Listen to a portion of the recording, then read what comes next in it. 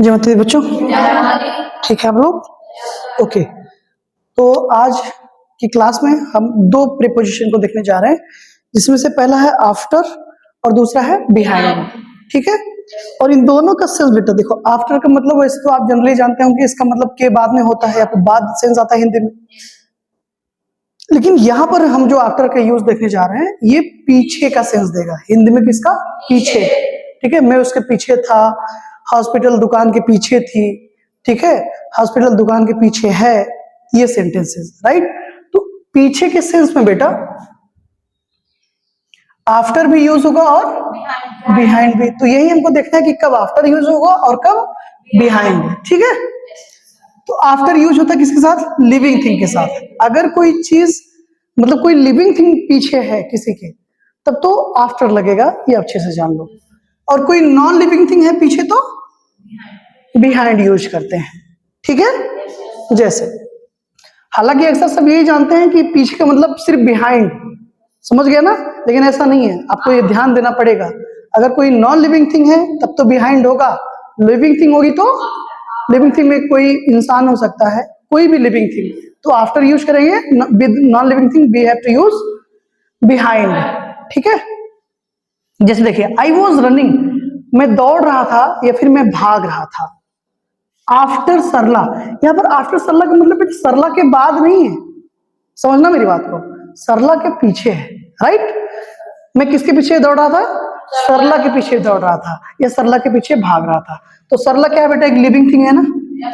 बोलो, एक living thing है, एक पर्सन है, राइट, महिला है, लड़की है, ठीक है, जो भी आप है, तो ये लिविंग थिंग है। तो लिविंग थिंग, अगर लिविंग थिंग के पीछे कुछ है, हम ये सेंस देना चाहते हैं तो आफ्टर यूज करेंगे, और नॉन लिविंग थिंग होगी तो बिहाइंड। जैसे यहाँ पर देखिए आई वॉज स्टैंडिंग, मैं खड़ा था।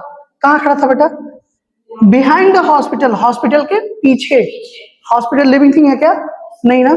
तो अगर नॉन लिविंग थिंग के पीछे का सेंस है तो बिहाइंड, और लिविंग थिंग के पीछे का सेंस है तो आफ्टर। तो हॉस्पिटल क्या बेटा? नॉन लिविंग थिंग है।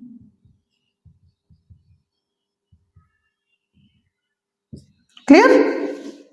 नेक्स्ट देखिए आई वॉज आफ्टर यू, मैं तुम्हारे पीछे था। आप कहते ना अरे भैया आपने देखा नहीं मुझे, अरे यार तुम आए नहीं थे। अरे नहीं भैया, आप ही के पीछे तो था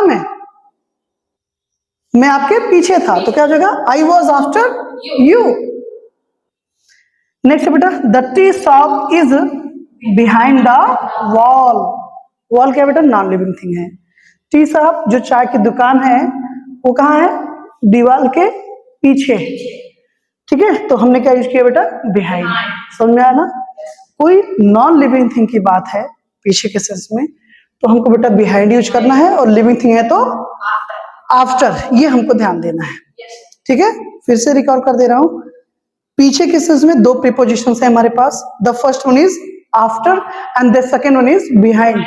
we have to use after with living things in the sense of in Hindi पीछे, right, and we have to use behind in the sense of in Hindi पीछे with non living things। कहने का मतलब living thing होगी तो after use करेंगे, non living thing होगी तो behind यूज करेंगे। जैसे I was running after सरला, मैं सरला के पीछे दौड़ रहा था।